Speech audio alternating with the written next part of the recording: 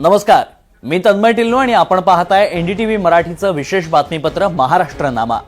महाराष्ट्र सरकारनं सर्वसामान्यांच्या हितासाठी कोणते निर्णय घेतले, कोणत्या योजना राज्यात राबवल्या ज्यामुळे राज्याचा चेहरा मोहरा बदलतोय याची माहिती आम्ही तुम्हाला या बातमीपत्रात देणार आहोत। नागपूरच्या अतिरिक्त बुटीबोरी औद्योगिक क्षेत्रात वारी एनर्जीज लिमिटेडच्या वतीनं देशातील सर्वात मोठ्या 10 गिगावॅट एकात्मिक इनगॉट आणि वेफर उत्पादन प्रकल्पाचं भूमिपूजन मुख्यमंत्री देवेंद्र फडणवीसांच्या हस्ते संपन्न झालं। चीन नंतर जगातील सर्वात मोठा ठरणारा हा प्रकल्प 6200 कोटी रुपयांच्या गुंतवणुकीसह 300 एकर जागेवर साकारला जात असून याद्वारे 2000 लोकांना थेट रोजगार मिळणार आहे। विशेष म्हणजे या प्रकल्पानं वीज दरात 9% अधिक कपात अपेक्षित असून एकूण 30,000 कोटींची गुंतवणूक या क्षेत्रात प्रस्तावित आहे।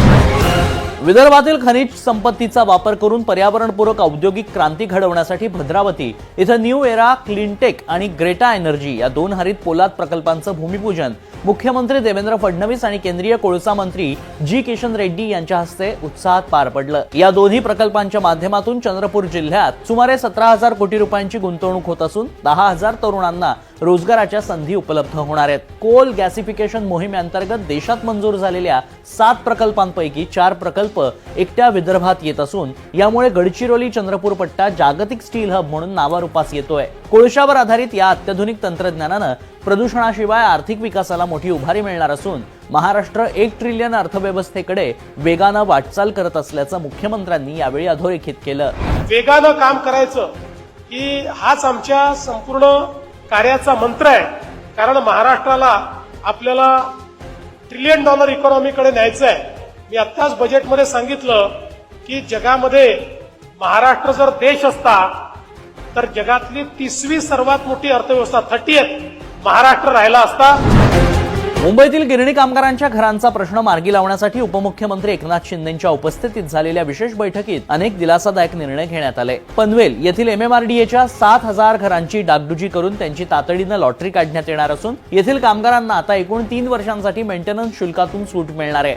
मुंबईत एनटीसी मिलच्या जमिनींचा शोध घेऊन तिथं पुनर्विकास करणं, टेक्सटाईल म्युझियमची जागा कमी करून तिथं कामगारांसाठी घरं उभारणं आणि स्वदेशी मिलच्या जागेसाठी म्हाडानं न्यायालयात हस्तक्षेप करणं अशा धोरणात्मक पावलांमुळे गिरणी कामगारांचं घराचं स्वप्न पूर्ण होण्यास मोठी गती मिळणार आहे।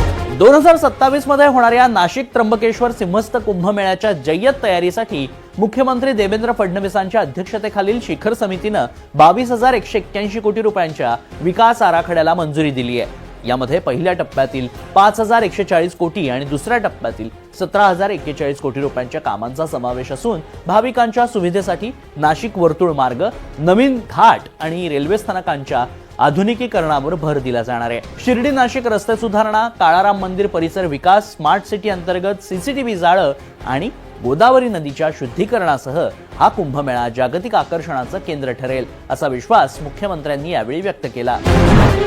पंतप्रधान नरेंद्र मोदी यांच्या नेतृत्वाखाली केंद्र सरकारनं देशातील अन्नदात्यांच्या आर्थिक सक्षमीकरणासाठी पीएम किसान सन्मान निधी योजनेच्या 22व्या हप्त्याचं यशस्वी वितरण केलंय।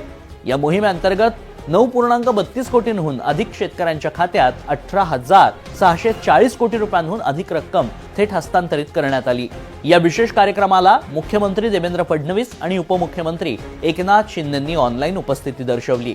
शेतकऱ्यांच्या कल्याणासाठी आणि त्यांना सन्मान आणि आधार देण्यासाठी मोदी सरकार कटिबद्ध असून हा निधी थेट लाभार्थ्यांच्या बँक खात्यात जमा झाल्यानं ग्रामीण अर्थव्यवस्थेला मोठं बळ मिळणार आहे। पुणे मेट्रोच्या संचलन आणि आपत्ती व्यवस्थापनाचं केंद्र असलेल्या अत्याधुनिक मेट्रो भवनाचं उद्घाटन मुख्यमंत्री देवेंद्र फडणवीसांच्या हस्ते संपन्न झालं। पुणे मेट्रोच्या कामाचा वेग देशात सर्वाधिक असून भविष्यात पुणे, पिंपरी चिंचवड आणि पीएमआरडीए क्षेत्राला जोडणारं 200 किलोमीटरचं मेट्रो जाळं विणण्याचं महत्वाकांक्षी नियोजन मुख्यमंत्र्यांनी यावेळी जाहीर केलं। या सोहळ्यात उपमुख्यमंत्री सुनेत्रा पवार यांची विशेष उपस्थिती असून आधुनिक प्रशासकीय इमारतींमुळे मेट्रोचं जनसंपर्क आणि वाहतूक नियंत्रण हे एकाच छताखाली येऊन प्रवाशांचा प्रवास अधिक सुरक्षित, सुलभ होणार असल्याचं त्यांनी नमूद केलं। विकास कामांची गती वाढवून पुणेकरांना जागतिक दर्जाचं दळणवळण व्यवस्था देण्यासाठी शासन कटिबद्ध असल्याचं यावेळी अधोरेखित करण्यात आलं। तर या होत्या या आठवड्याच्या महत्त्वाच्या बातम्या। पुन्हा भेटूयात पुढच्या आठवड्यात। नमस्कार।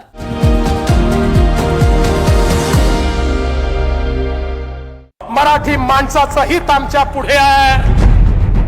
मतदान संघ न्याय आपण कुठे कमी पडलो, आपण कुठे चुकलो याचं आत्मपरीक्षण करा. प्रत्येक जण आपल्या राज्यातल्या माणसाचा विचार करत असतो, आम्ही का नाही करायचा? महाराष्ट्राने मोदीजींना झुकवलेला आहेच.